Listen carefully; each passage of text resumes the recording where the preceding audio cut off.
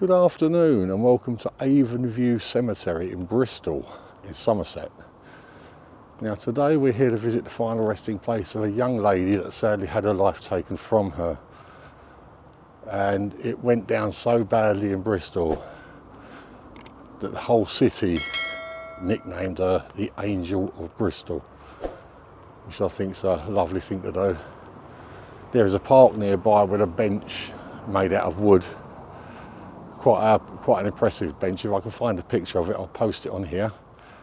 And there was a mural as well put in the park, which unfortunately has been defaced quite severely. But anyway, this is an enormous cemetery. What I'll do is I'll spin you around like I always do. We'll have a look around this cemetery while I tell you a little bit about Rebecca Watts.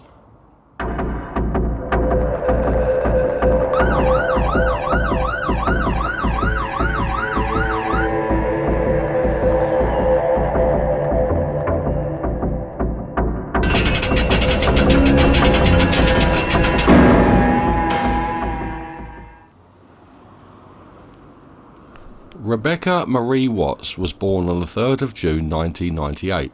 Her parents separated before she was born, so she spent her early life with her mother, Tanya Watts. She was taken into care when she was 3 years old due to concerns about neglect. She started living with her father, Darren Galsworthy, who provided her with a stable, loving upbringing.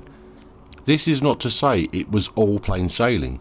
17 professionals from 8 services worked with Rebecca but treated her as a problematic rather than a vulnerable adolescent with a difficult past.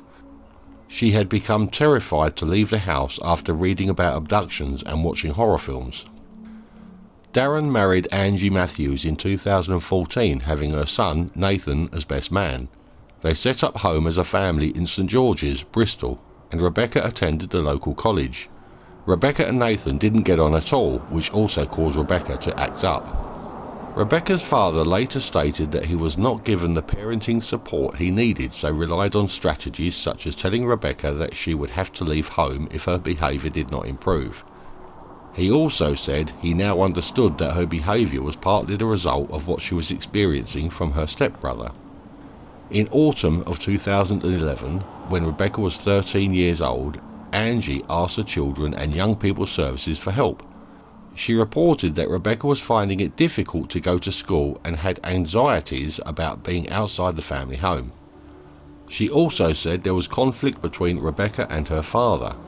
From this moment on, the focus was on Rebecca being problematic and having problems without a consideration of what was the cause and what therefore might be the solution. Rebecca was treated as a problem, and there was little understanding of the needs of a 13-year-old who felt isolated and fearful. On the day of her murder, February the 9th, 2015, Rebecca had been resitting her GCSEs at college.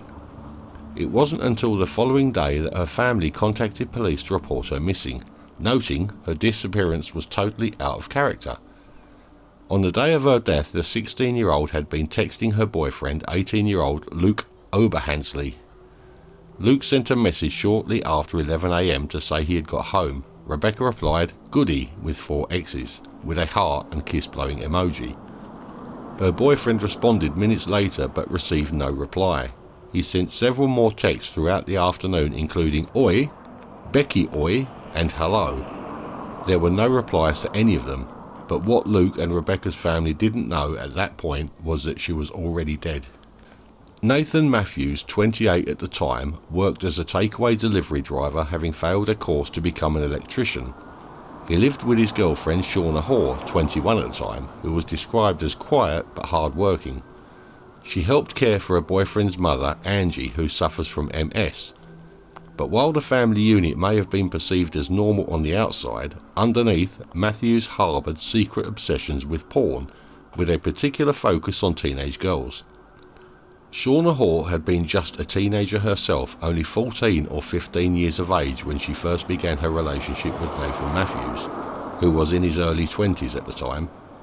But in the weeks leading up to Rebecca's murder, the pair had exchanged text messages and viewed material that suggested they had a shared unnatural interest in attractive teenage females.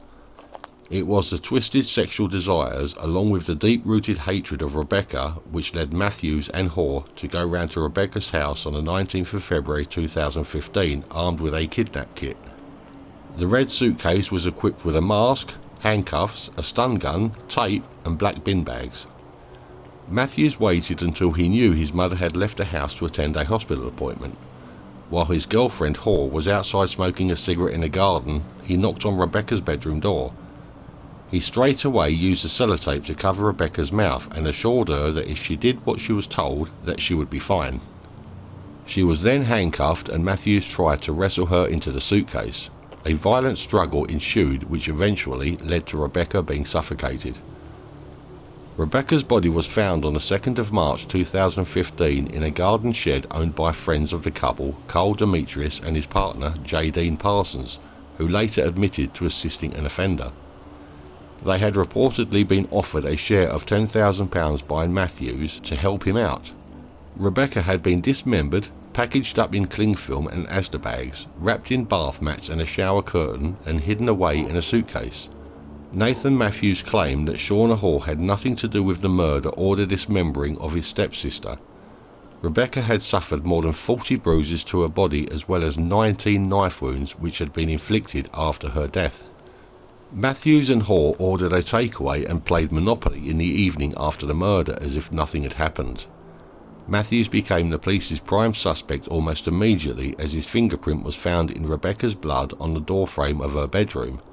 Following the discovery of Rebecca's body in 8 separate parts, both Matthews and Hoare were charged with the young girl's murder. The murder trial began on the 6th of October 2015 at Bristol Crown Court. On 13th of November 2015, Matthews was found guilty of murder and was sentenced to life in prison. He will serve at least 33 years before he is considered for parole. He is serving his sentence at Long Lartin Prison in Worcestershire. Hoare was sentenced to 17 years in prison. On the 1st of September 2023, she was released after serving half her sentence. On the 5th of February 2016, Carl Demetrius and J. Dean Parsons were convicted of assisting an offender and were sentenced to 2 years and 18 months respectively. Rebecca Watts was buried in Avonview Cemetery in St George, Bristol, which is where we are today. Well, as you just heard, her stepbrother was an absolute monster. And if he hadn't got caught for this one, he would have carried on going. Him and his girlfriend, who unfortunately has already been released from prison.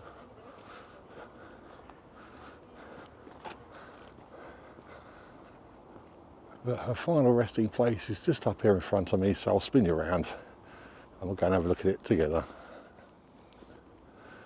Right, it's just up here. I knew exactly where this one was, which is just as well, because it's an enormous cemetery. But here it is. It's getting close.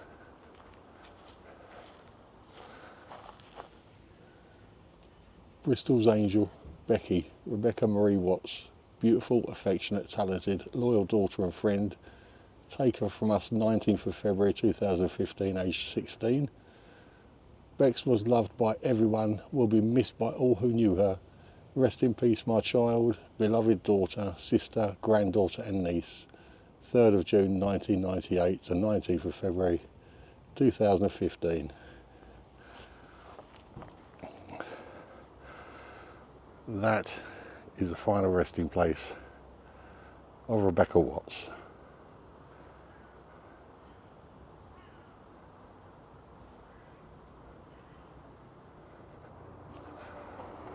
Well, I told you it was another sad one. It is such a young girl murdered by her own stepbrother because he quite fancied young teenage girls and he hated her. Disgusting. Him and his girlfriend should never have got out. But anyway, I hope you enjoyed the video. If you did, please give me a thumbs up. And if you haven't already, maybe consider subscribing.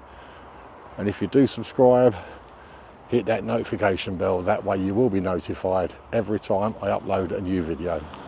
Well, this is a This is a weird one. Here, have a look at this. This is the back of a headstone behind me. Hang on, this.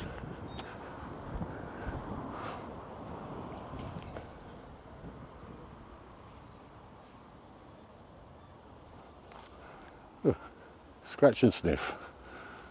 Anyway, I'll see you on the next one, wherever I am. So, bye-bye for now.